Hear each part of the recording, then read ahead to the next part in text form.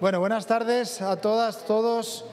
Agradezco mucho que ante tanto espectáculo que hay por allá vengan a una charla que mi hija estaba diciendo: Sergio, ¿qué vas a hacer tú? ¿Qué espectáculo? Y bueno, yo voy a hablar. Me dice: qué aburrido, tu sesión va a ser la más aburrida. Y yo: no, va a ser la mejor, ya ver. Pero por la gente que viene, no por mí.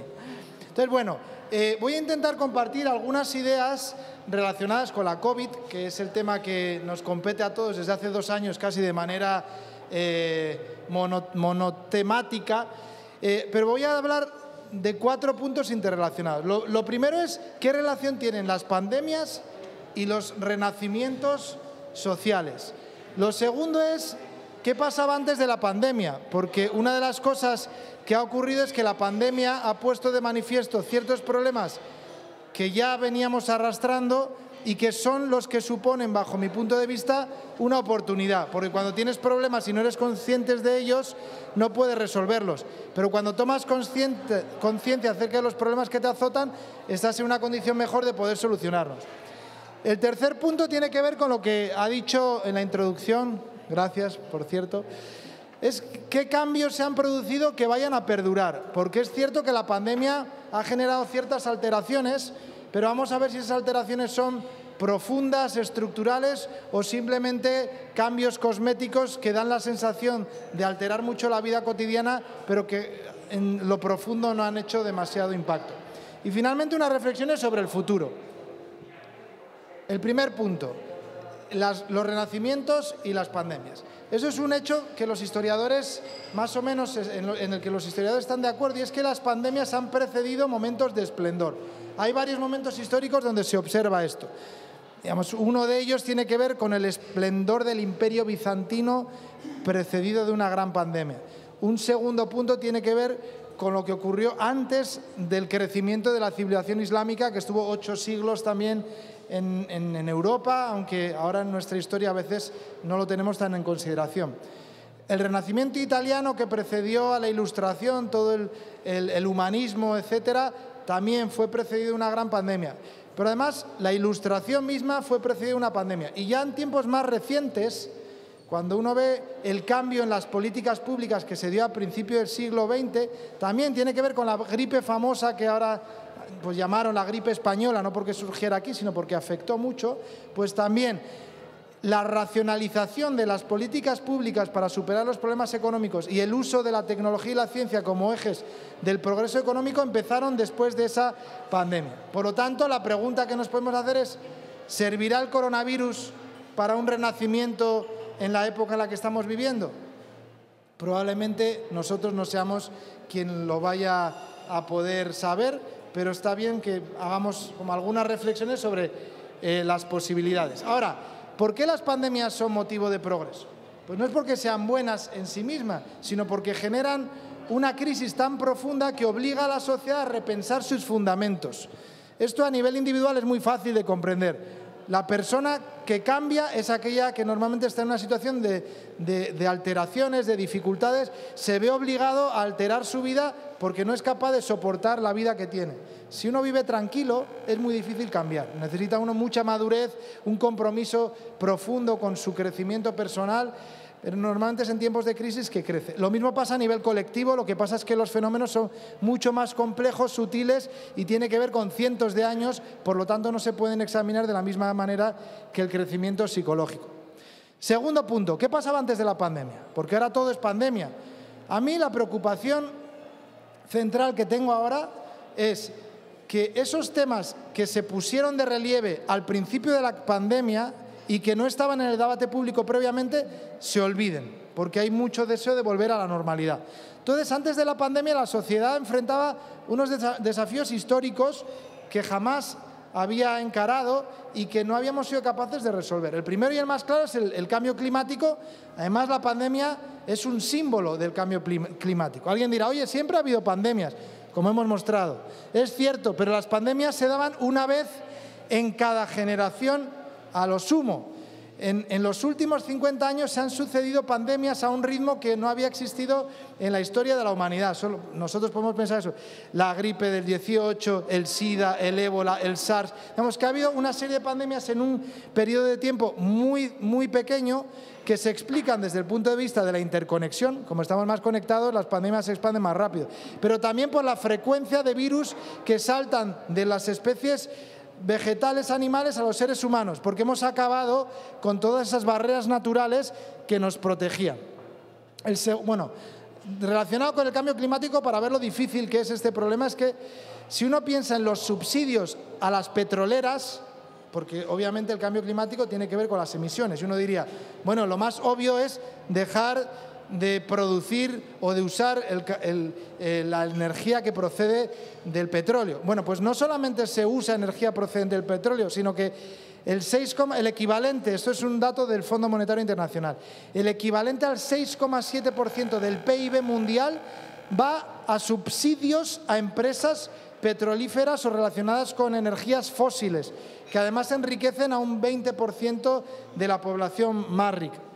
Otro segundo desafío que teníamos era el de la globalización desterritorializada.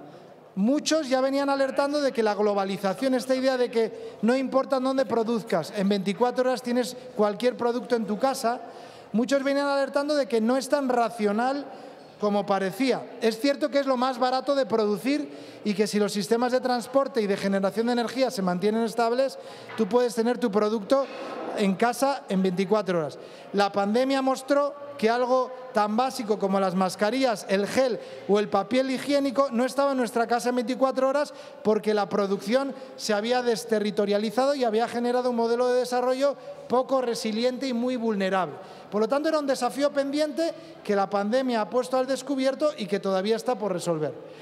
Este está relacionado con el tercer desafío que yo denomino la fragilidad del modelo de desarrollo local que tenemos, que es, por un lado, dependiente de recursos materiales y de recursos humanos, es frágil porque finalmente depende de productos que vengan y cada vez hay menos capacidad local para producir, te vuelves más vulnerable, genera desigualdades y además produce conflictos. Entonces, el modelo de desarrollo que conocemos, cómo hacer que un país prospere, genera esos problemas irresolubles. No hace falta más que ver lo que están haciendo los países para salir de la crisis económica actual. Volver al mismo modelo de desarrollo y las emisiones de gas otra vez se han disparado. Por lo tanto, teníamos un problema serio con el modelo de desarrollo local. Otros problemas de los que no se habla porque son muy complejos son el efecto que va a tener la robotización sobre la organización del trabajo. Se prevé que el 70% del trabajo actual podría reemplazarse por el uso de robots. ¿Qué ocurre si realmente dejamos que la robotización sea una realidad? ¿Qué hacemos con ese 70% de la población que no va a ser posible que se recicle? Porque quizá una persona que tiene 12, 13 años se puede dirigir hacia las formas de trabajo y a las formas económicas relacionadas con las nuevas tecnologías. Pero alguien que lleva 35 años, 40 años trabajando en un sector manual es muy difícil que se recicle. Por lo tanto, ¿qué hacer con eso? Lo mismo podemos decir con el envejecimiento de la población. El sistema de seguridad social que tenemos se mantiene gracias a los trabajadores que cotizan. La población europea se ha ido envejeciendo en las últimas décadas y nadie se ha atrevido a meterle mano a eso porque electoralmente tiene un coste muy alto. Pero es un desafío que tenemos pendiente. Y bueno, digamos, el déficit de gobernanza global es otro de esos grandes problemas que parecía un lujo y que la pandemia de nuevo ha puesto de manifiesto que es una necesidad de supervivencia. O federalizamos las relaciones entre los Estados y establecemos un sistema, un mecanismo global de coordinación, o cualquier fenómeno internacional, interconectado, complejo, no es posible ser resuelto a través de la acción política nacional. Y bueno, por último podríamos decir que otro gran problema invisible tiene que ver con el hecho de que hemos planteado la competición como el eje de vertebración de las democracias liberales. Se piensa que la competición es el mejor principio para lograr la excelencia. Por eso en la universidad se compite para tener las mejores notas si entras, se compite para tener las becas, pero en el sistema judicial se compite para ver quién tiene la verdad y gana el juicio. En la economía se compite para ver quién tiene el mejor producto. Los medios compiten para poder conseguir las máximas audiencias. Las organizaciones civiles compiten contra los poderes para lograr promover los derechos humanos. Finalmente hemos hecho de la competición el eje de nuestras relaciones y esto hace muy difícil explorar formas cooperativas de acción como la que requieren solucionar problemas de la magnitud que hemos planteado ahora. Bueno, cambios que mencionamos. Podríamos decir que la pandemia ha traído una serie de cambios sociológicos, pero que son ambivalentes y además que no sabemos si van a cristalizar, o sea, si se van a volver algo recurrente, unas pautas nuevas de comportamiento, o simplemente son episodios espontáneos de cambios. Tampoco sabemos si las instituciones actuales van a reajustarse para responder ante ese nuevo problema. Todos han podido ver los episodios de solidaridad espontánea en las primeras etapas de la pandemia, pero también los episodios de egoísmo y avaricia exacerbada cuando no pensábamos que podíamos tener bienes básicos. Hemos visto que surgían nuevos debates al principio de la pandemia sobre la digitalización, el rol de la familia, el teletrabajo, la gobernanza global, la transición ecológica, la economía circular. Pero también hemos visto cómo, según iba pasando la pandemia, ha habido monotemas. El coronavirus, que es económica, polarización política, que han de nuevo dominado el debate. Por otro lado, se iba hacia la cooperación internacional. La ONU estaba haciendo un esfuerzo para crear, por ejemplo, una vacuna conjunta, sin patentes. Pero al mismo tiempo los estados también han hecho una competición para ver quién lograba, ya sea producir la mejor vacuna o comprarla. Estados Unidos pagó a varias farmacéuticas para que produjesen y comprar todas las vacunas. La Unión Europea siguió el mismo camino también. La Unión Europea, en vez de seguir el modelo que la ONU planteaba, decidió finalmente seguir un modelo, sí, europeo, pero cerrando los ojos a la realidad. Lo mismo pasa con la valorización de la ciencia y de las instituciones. Una cosa que se suele decir es que la pandemia ha revitalizado el conocimiento experto, porque se ve que era necesario, y también el papel de las instituciones.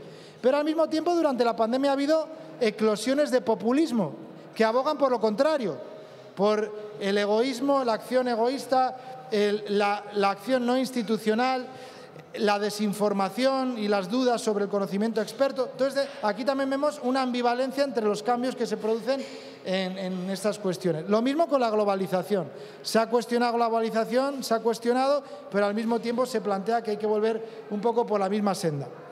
Ha habido tensiones intergeneracionales también. A los jóvenes se les ha culpabilizado. A los ancianos, en cierta manera, también, aunque la muerte ha hecho que nos hayamos vuelto más solidarios hacia eso. Esto es algo que ha ocurrido en todas las pandemias. Siempre se busca un chivo expiatorio. A los judíos en su día, a otros grupos sociales. En esta pandemia yo diría que han sido los jóvenes a los que se han victimizado. Y esto es un gran problema porque una pandemia necesita acción solidaria intergeneracional. Entonces, ¿qué ocurrirá con esta tendencia? Pues tampoco sabemos. Ahora de nuevo ha habido todo un monopolio en los medios acerca de la violencia juvenil en Navarra, por ejemplo, y en Pamplona. Bueno, el deseo de socialización. Algunos decían, la gente desea estar con la gente, el individualismo occidental va a desaparecer, pero al mismo tiempo nos damos miedo unos a otros.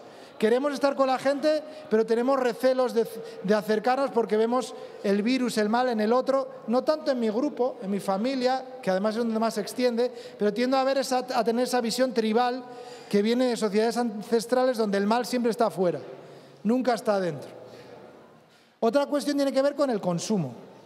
La pandemia puso en cuestión la idea de consumo desenfrenado. Pero de nuevo, ahora a la hora de agudizar la economía, azuzarla, si habéis visto la prensa últimamente, la radio, se está diciendo que España ha crecido al 1,1%, la previsión era que fuera al 2,7%. Cuando se escucha la conclusión de que el problema es que no estamos consumiendo demasiado, de nuevo, uno dice, bueno, ¿hacia dónde irá la sociedad? ¿Hacia una reducción responsable del consumo para cuidar el medio ambiente o seguimos la senda del consumismo porque la economía del consumo es el eje del progreso?